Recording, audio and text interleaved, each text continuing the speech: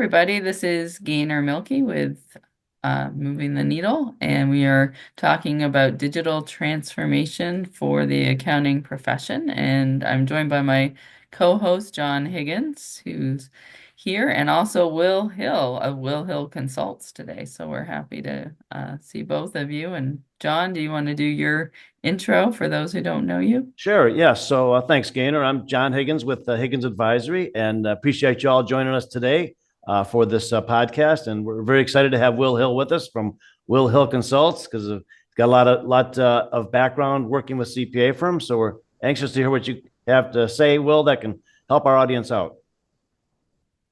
Well, hey, it is my pleasure to be here, John and Gaynor. Thanks for the invite to join. And it's been a lot of fun over the last 24 years working with accounting firms, working with them through transition, whether it be software, process, or commercial strategy, all those different things that feed into the transformation that goes on. So I'm looking forward to our conversation.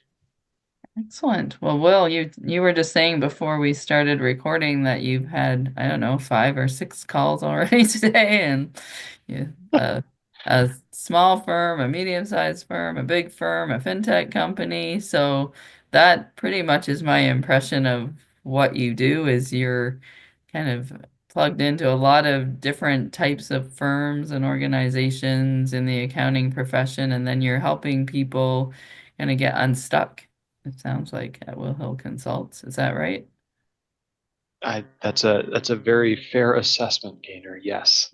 Mhm. So you and John actually have a lot in common because John's also talking to all kinds of firms and educating them. And, in your role as a consultant, will you play a role in education too, right?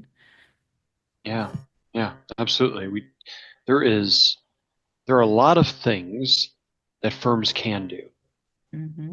And sometimes we can get buried into those choices. And it's one thing to understand what goes on. It's another to be very intentional and purposeful with where your change is coming from. You know, I think back with me to about 2 years ago, roughly 2 years ago. We had the chat GPT explosion, right? And generative AI was going to take over the world, and it still might someday, right? But there was a heavy emphasis early on from those who are excited of you've got to go out and learn this technology.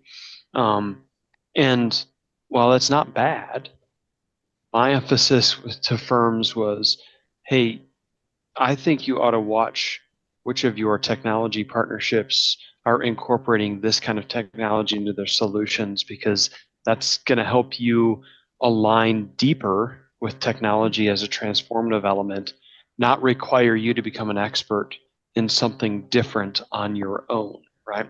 Again, nothing wrong with learning new tools and understanding where they are, but a different mentality around technological advancement and what does it mean for our business and how do we approach it from a knowledge only perspective versus a solve the problem perspective.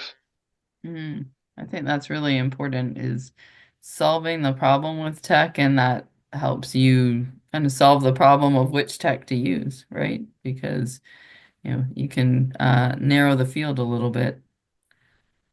Yeah, maybe we can talk Yeah. about the tool point a little bit, Will, because the whole idea of AI being integrated into the tools, that's obviously where all the energy is these days. And it'd be interesting in your perspective. You have the bigger players like Wolters Kluwer and Thomson Reuters that have the money and the resources to really do these things rather quickly. But then the other end, you have the innovative startups that can do it much more nimbly in terms of really leveraging this new technology. What's your thoughts? What do you see out there in that regard?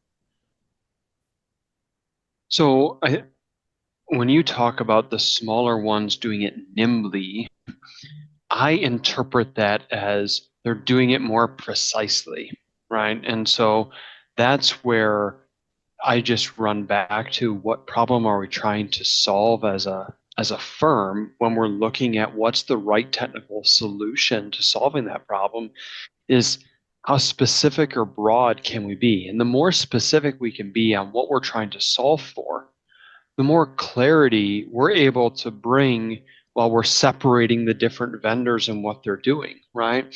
And if we're trying to solve a specific challenge on our workload or throughput, perhaps there's a throughput challenge we've got on the bookkeeping side of the house, right? And so we're able to identify what kind of challenge we're solving there. Now I can look at that and say, hey, every one of my vendors is touching AI in some way, perhaps, but I don't have to focus on the AI. I have to focus on who can solve this throughput problem. And is that touching all my clients, all my staff, all my offices, or just a select component? That helps us narrow it down a little bit. Then we start to look at, if I'm going to bring a new solution into play, how does it play with others? And oftentimes that's where some of the other conversation, because at some point someone's got a Wolters Kluwer or Thompson and Intuit product somewhere sitting around that they're going to want it to connect to, right? So if I'm bringing a smaller product, is there connectivity? If the bigger players can also solve that precise problem, then maybe I don't have to worry about connectivity because it's coming from the same single entity. But I think that's a secondary look, not an initial primary search function, John. Yeah. Okay. So as And so far what as what if, you're sorry. seeing, Will, like out in the field, because you're sort of our Mm-hmm. field guide a little bit here. Are firms coming to you with technology being like a primary driver of like the change that they want to impact, or would you say that you're making the recommendation that technology is going to help them solve the issues that they're experiencing? Uh, Good question. So there's a split between firms that approach me and say, we got a problem, we got to solve with technology, and we're not sure which one or how to go about it. And then the other side of that split are firms that say something isn't quite right, but we don't know how to assess where the issue is. I like the second ones because when someone comes to me on the first one with, we want to solve this problem with this technology, which one do we pick? I have to first go backwards and make sure we're solving the right problem and that we've got the right technology solutions already into the funnel, right? Mhm. So I like this approach of what are we truly trying to solve? What happens if we don't solve it? What does success look like if we're evaluating technology solutions? And when we go to evaluate solutions, I want to first start with, does it have to be technology? Because if I can solve this problem without introducing more or new technology, it's a lot easier to swallow that change and a lot faster to run that through and get the result within the firm. So that's my first objective. It's not always possible. And that's okay, because that's why technology is there to help solve those problems where it isn't. So then I want to go look and say, if we have precisely defined the problem that we're trying to solve, now I can go thoroughly look at what technology do I already own. Most people, if they're being honest with us, are going to say, hey, we use about 40% of the technology that we actually pay for. And so, we have to go look. Now, sometimes there's good reason why they don't want to use it. I remember a firm was switching over a project management system from one to another. We'll just leave it nameless and faceless at that point. And I was very, very familiar with the one they were leaving, less familiar with the one they were going to. And so they sat me down and said, look at all these things we're now going to be able to do in our new system. And I smiled and I looked at him and said, just so you're aware, you know that you could have done all of those same things in your current system. And there was a look of, I don't know how to interpret Will's comments that came across the gentleman's face. And I said, it's okay, because you and maybe the team have built up enough negative emotion around that tool that it doesn't matter that it could have done it. The road to adoption was just going to be filled with negativity. And it's sometimes you've got to have a fresh start and use that as an excuse. I can't get people to do X, Y, Z. Well, now this new tool does it. They're excited about the look and feel. I just have to be aware that it's not the tool in and of itself that's going to change anyone's behavior. I've still got to coach the behavior change, even when it's part of the new tool. I can't miss that component of the rollout there. That is so critical. We've been talking to different people in the profession kind of around that issue, and definitely driving the change management piece that goes along with technology is a really important consideration, right? You've got to understand Mm-hmm. where some of the resistance might be, and then how can you position that you're going to make this change and it's going to be for the better of everybody, if we get through a little bit of the pain. So how do you have those conversations in firms? Uh, Gaynor, those are really critical conversations because most firms, I straw poll at 3 or 4 different events over the last 18 months. How many of your firms have a consistent change management strategy used when you go to change anything in the office? Like 8 out of 120 firms combined raise Yeah. their hand, like, yeah, we have a process that we use. And I don't care if you're moving the furniture in the reception area or if you're changing out your audit software. Mm, We ought to have a change process. Those are a bit of an extreme example, I realize, but we ought to have a change process that we go through. Sometimes we go through the process in 2 days, sometimes we go through it over the course of 2 years. But when we have a consistent process, we're able to create some common language around the change. And we're also able to work through and set expectations more consistently. It, most people only want to be doing, well, most people don't want to do any change, but mm, they want to say, hey, just make me change one thing at a time. The challenge is that the changes come from all directions, right? Government, other kind of regulations, team member resources, client needs, technology. We got change coming at us all the way around. So we've got to find a way to talk about, hey, that change, which stage are we at? What's next? What about the other change? What stage are we at? What's next? And if we're able to approach each change consistently, we can more confidently navigate through the layers of change that are going on across the firm. So we'll just for That's a our whole audience, like 50-minute thing right there. So I'll just stop. But yeah, I was going to ask Will. So for our audience, so they better understand your approach, is that what you do? Do you have like a structured change management process that you help firms to understand how to use and implement? so what I will do with firms is I will help them create their change management strategy. I have very much just a shell of one, and my expectation to them, John, is if you think you have to do no work, this isn't going to help you at all, right? This is about what are the stages that would make sense to you. Most firms don't vary the quantity of stages too much, but then what are the key points we're looking at? How do we communicate about it?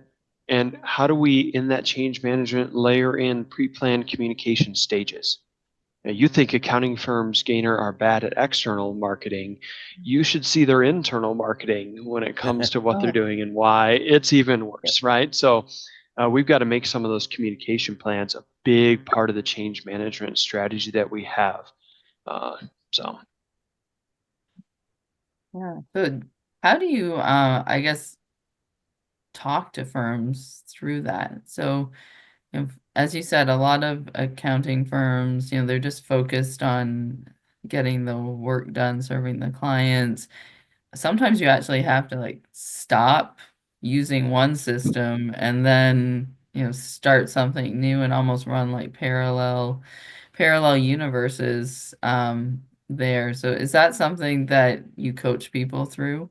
Like that kind of yeah, transition? there's two kinds of technology transitions that I look at. There's a light flip, there's a light switch flip, and there's a dimmer switch dial, right? Mm, Light switch flip. I need better grammar on that. yeah. Whatever.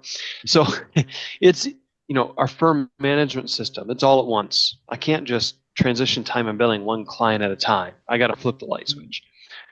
Audit software, client accounting software, now we can do things in batches or one client at a time if we need to. So that's more of the dimmer switch approach. So I've got to be clear on which one of those are we using. And Mhm. this is something, Gaynor, that as I work with firms, I don't want to just design this in a vacuum or in a laboratory, right? So Mhm. if John's firm were to come to me and say, hey, we're going to change our document management system next month, let's sit down now and devise our change management strategy. I would say, well, we're going to devise a change management strategy for your document management system because it's live, it's real, and when we're done with this change, you will have created the template for your change management strategy that you will use as you go forward.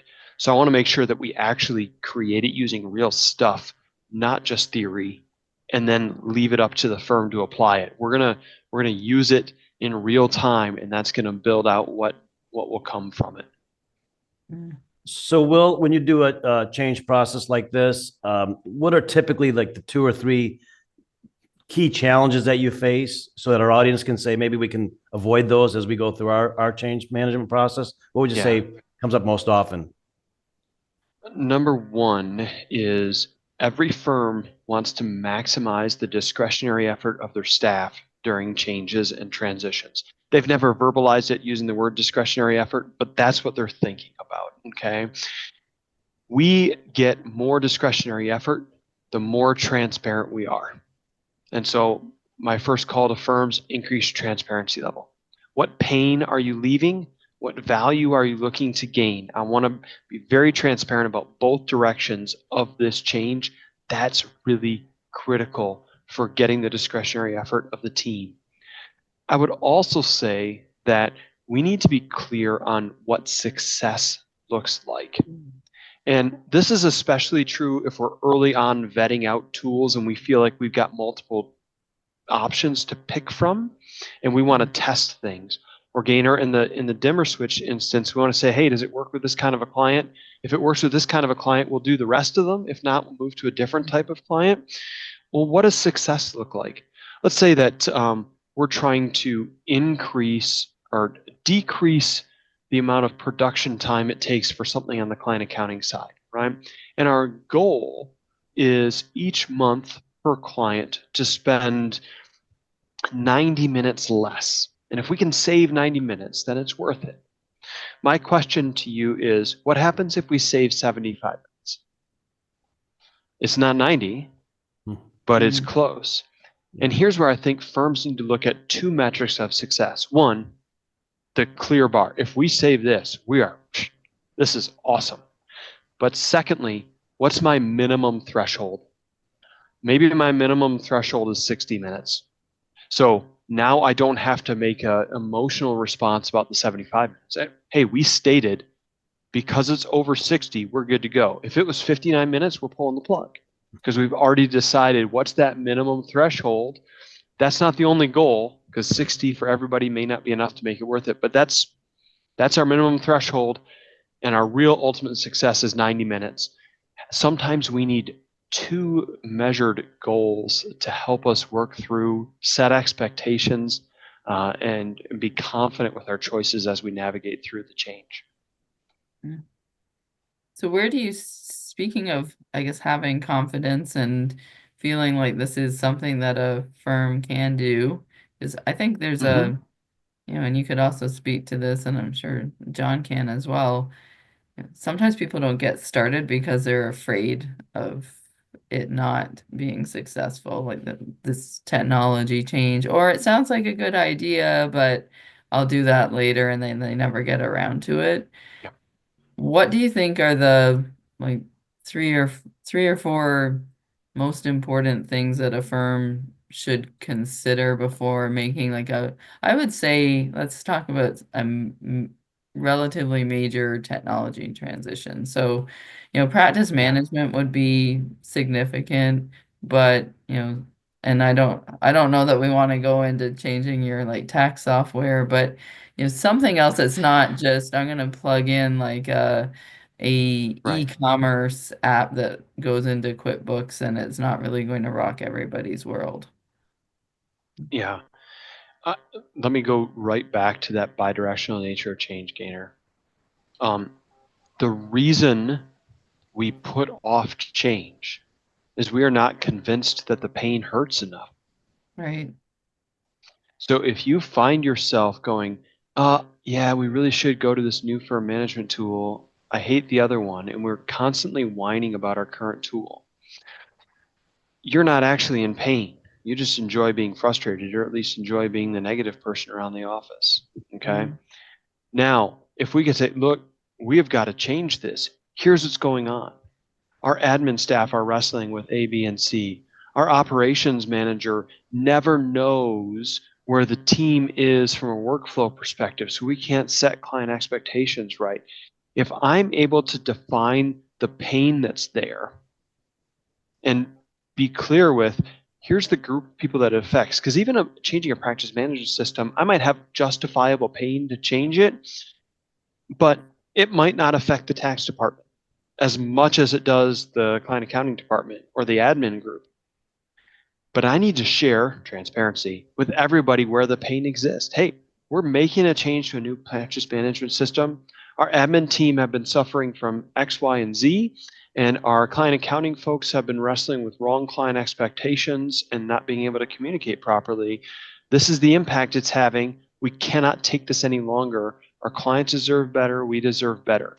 We're moving to this practice management system. Here's the outcome that we will see when it comes through. So if we're not moving enough, I need to focus on the pain we're leaving. Then at some point, change gets difficult. Every time. Something isn't going to go right. And I'm going to be tempted to go, maybe I like the pain I'm comfortable with. So there I need to look forward to say, hey, push through, because here's the value that we're chasing, right? So I need to finish the push on the pull forward. That's a little bit of a funny structured sentence there, but I need to Yeah. finish pushing over that roughs patch by pulling into where we're trying to go. Mm-hmm. And I think too, it probably helps to have some success stories that people can look to and see what the results are, Mm-hmm. right? So, Absolutely. Absolutely. mhm. Yeah, So I'd it's like Yep. to go back to, you talked about discretionary effort. I hadn't really never heard that term used like that. I assume that means like basically how motivated they become, right, to get the job done. And I could see that tying right back to identifying the pain and making sure everybody understands and agrees we've got this pain that we've got to clear up. Yeah. John, I think we we take up the space we're given to accomplish the tasks we're given to accomplish. So I might have 20 sets of clients' books to review over the next 2 weeks, but I've also got this project to help move things forward on. And the discretionary effort is, am I going to actually be efficient and motivated in the client's book so I can spend time on this project? Or am I just going to keep the same comfortable, careful pace of work and go, sorry, John, I ran out of time this week to help you. I was busy with client work. Because being busy with client work is like everyone's ace in the hole. You can't touch me if I Right. play this card. But if we understand the pain and we say, no, there's value in this project, now I'm going to come in and put that discretionary effort out to be most efficient in the client work, or to come back and say, John, I want to give you those 10 hours. I can find 5. I'm short another 5. Help me delegate some work to find that other 5.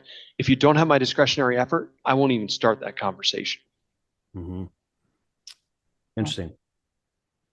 so where do you see from your vantage point, Will, like what are the, I guess, the easiest heavy lifts for people that make the most difference in their firms from your standpoint? What are you seeing people implement and being happy that they made the effort to do so in the long run? Um, Things that streamline client communication. That I think that's Mm. the one of the top ones right now, because that's the pain point, right? Hey, tax season's a breeze if it weren't for the clients not sending me their stuff in on time. Or That's I'd love to not be behind in the books, but I'm dependent on the client. And it doesn't mean I need a communication tool to help me communicate faster with the client. It could be, if that's the friction point, how do I bypass the client dependency and say, hey, I want to hook into the data directly? So now that is way less friction. I won't say it's frictionless, but it has Right. way less friction than before, right? So those things that streamline client communication and decrease some of the client dependency, those are kind of top informative lifts right now. Mhm. All right. Well, John, do you have any other questions for Will? Well, I think what I learned from Will today is that it's about, to get it done, you got to have good transparency and probably a couple of really good measures of success, and be sure to benchmark against those measures so that people can see we're making progress in the change. And I think one of the biggest takeaways too for firms is if you feel like technology is the problem, it just maybe, and Will could help you figure that out. And if you have an issue and you're not sure why you have that issue, Will could also help you figure that out too, right? I mean, from what Yeah, I know and I've seen from your work in the profession, Will, you're like the firm whisperer.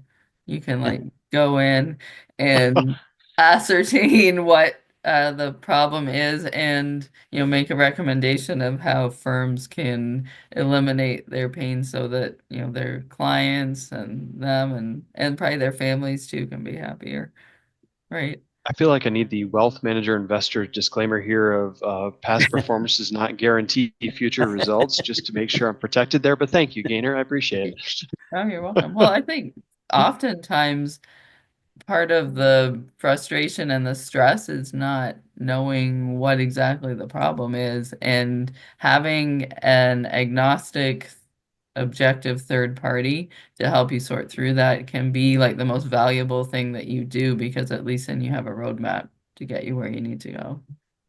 Which is You know, getting Gaynor, harder I to was doing find. some, yeah, I was doing some work with a firm, just assessing their tax workflow, right? And anything from roles and responsibilities to technology that is or isn't there. And you know what I found? I found nothing that the tax director didn't already know. Mm, But now that tax director, she had confidence to go, I have some big shakeups to make, but this isn't just my opinion anymore. It's been validated, and I've got a little bit of confidence to go make those shakeups happen. Because she didn't tell me what she thought I was gonna find. I didn't ask her what she thought I was gonna find. I reported my findings, and she went, "I knew it all. Thank you. This is what I needed to see as we go through." So, Perfect. Well, thanks for sharing your knowledge and insight with us today, Will. It's very much appreciative. I know Gaynor will put down the links to your site in our channel, so appreciate that.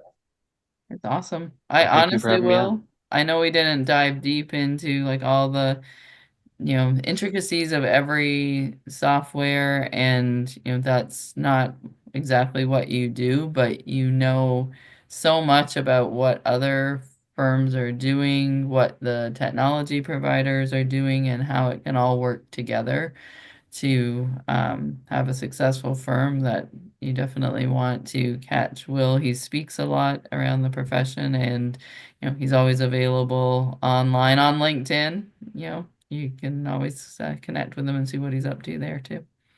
So thank you. So, thanks, Ray. Thanks, Thank Will. you so much. Appreciate it. All Have a right. good one. Yep. Bye bye.